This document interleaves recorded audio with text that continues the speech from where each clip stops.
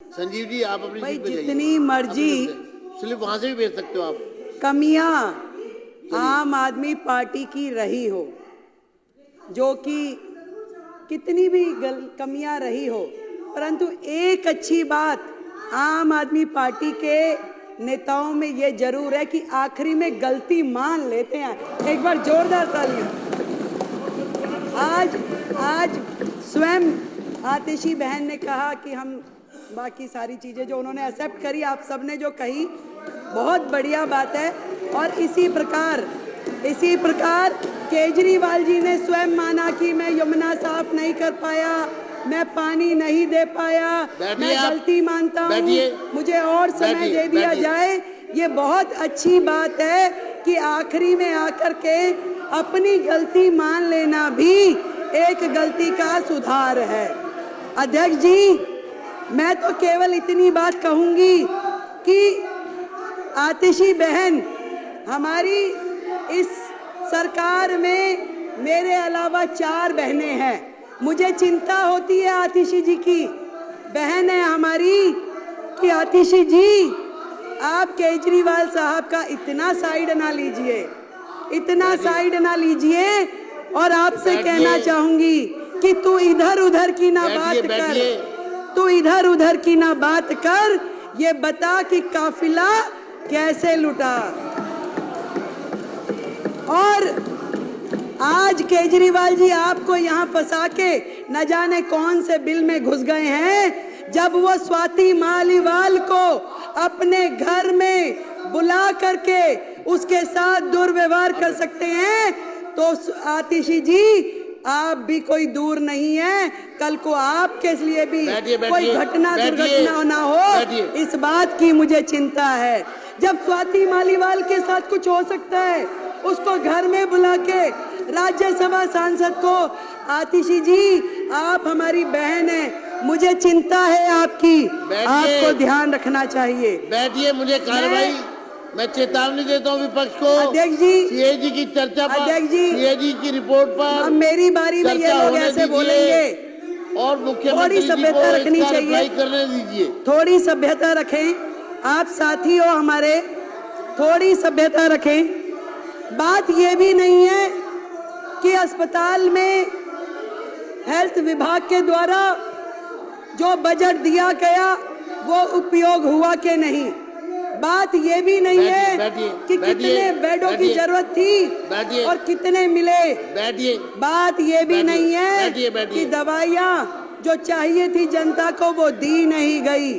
बात ये है कि जो दिल्ली के लाखों लोग इनके अस्पतालों की वजह से धक्के खाते खाते दुखी हुए, उसके जिम्मेवार ये आम आदमी पार्टी के लोग हैं। आप सीएजी से मत भागिए, बैठिए। आएंगे आएंगे आएंगे आएंगे, चिंता मत कीजिए, बिल्कुल आएंगे। अभी आप सुनने का मादा रखिए। अभी ये देखिए ये लोग क्या करते हैं, जब इन्हें पता है कि अब इनकी और उंगली है। आपकी मैडम का उसमें नाम है क्या? आपकी मैडम का नाम है क्या? मार्शल जनरल सिंह जी को बाहर ले जाए। चलो चलो।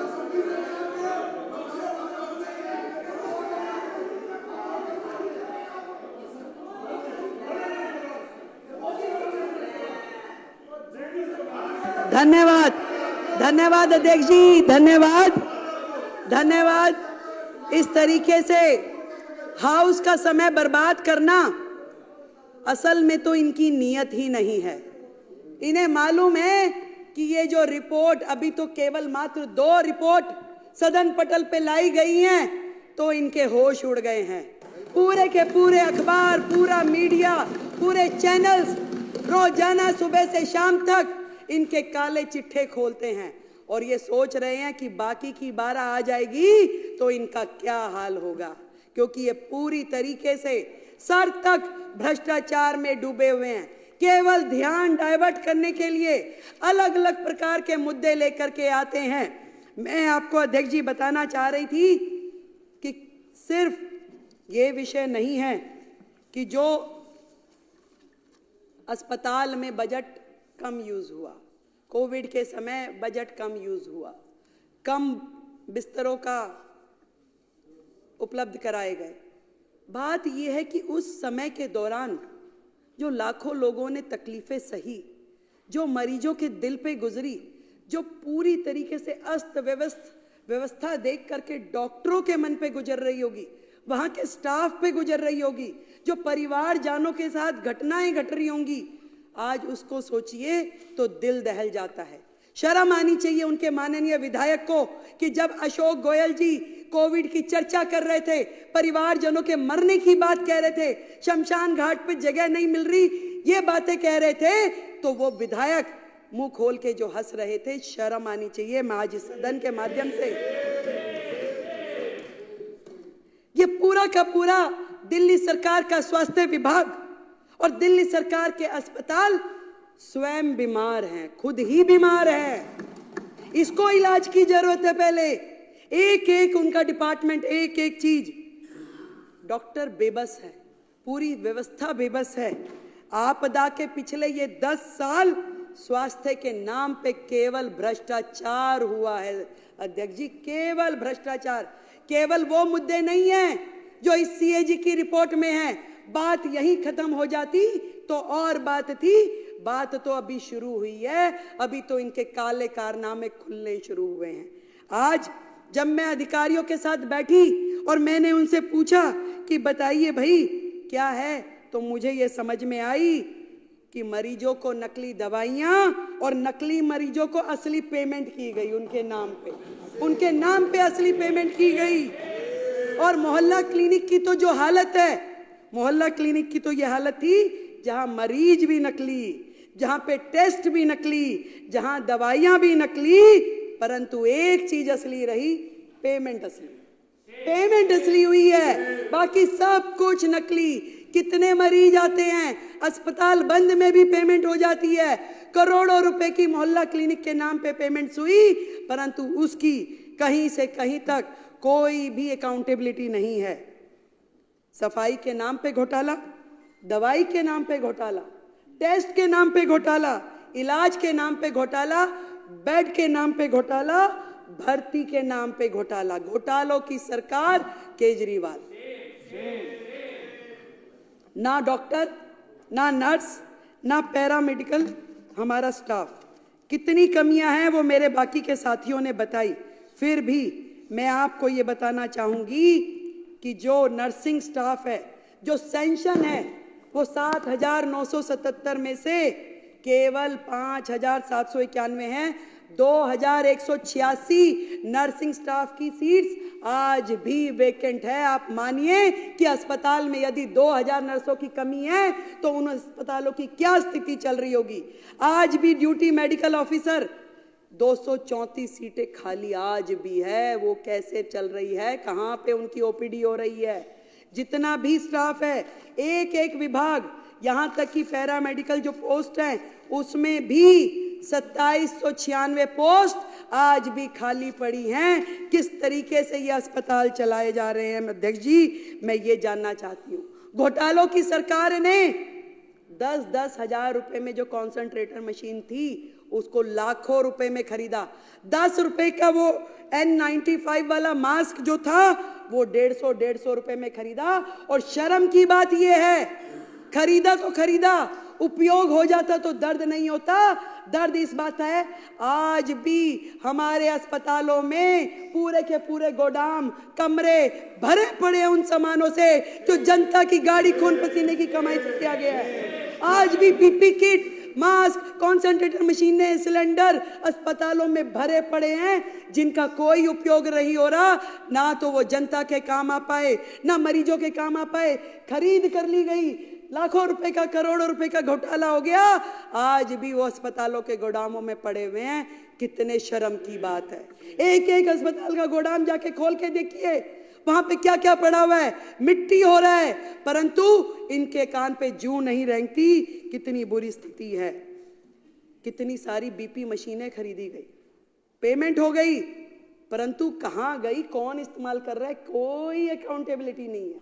कहां पे हो रहा है ये सब। ICU, CCU, operation theatre, MRI, सारी की सारी मशीनें, कोई रेट फिक्स नहीं है, कोई दर नहीं, कहाँ किस तरीके से खरीद हो रही है, कोई पूछने वाला नहीं था।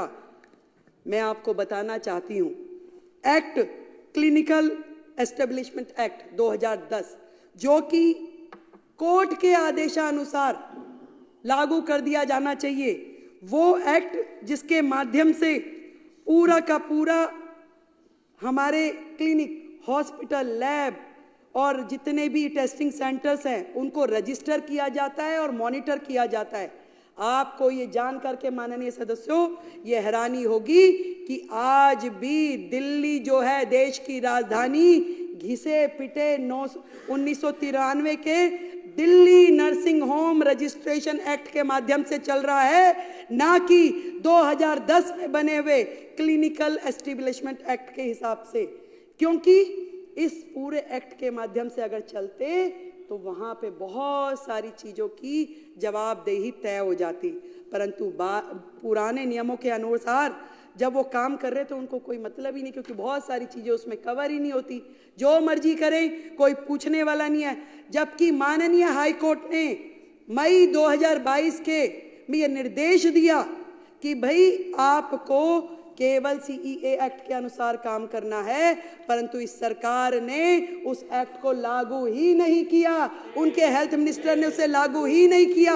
और आज इस सदन के माध्यम से मैं बताना चाहती हूं कि हम अगले हाउस में सबसे पहले इस एक्ट को, जो क्लिनिकल एस्टेब्लिशमेंट एक्ट 2010 है, इसको लेके आएंगे और सारे आगे के निर्णय उसी एक्ट के माध्यम से लिए जाएंगे। इस सरकार का तो भगवान ही मालिक था और शायद भगवान ने इसीलिए इनका फल भी दे दिया। हाई कोर्ट ने बार बार रिकमेंडेशन दिया, अनेकों बार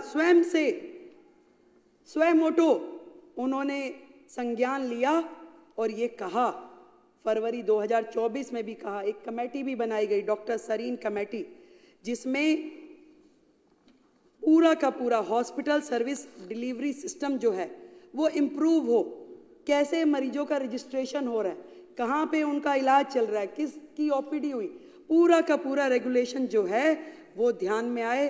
परंतु कभी सरकार ने हाई कोर्ट के आदेश के बावजूद भी किया नहीं। आज भी कौन मरीज आ रहा है, क्या इलाज हो रहा है, क्या बिलिंग हो रही है, क्या रिकॉर्ड है, किसी किताब में दिखाई नहीं देता।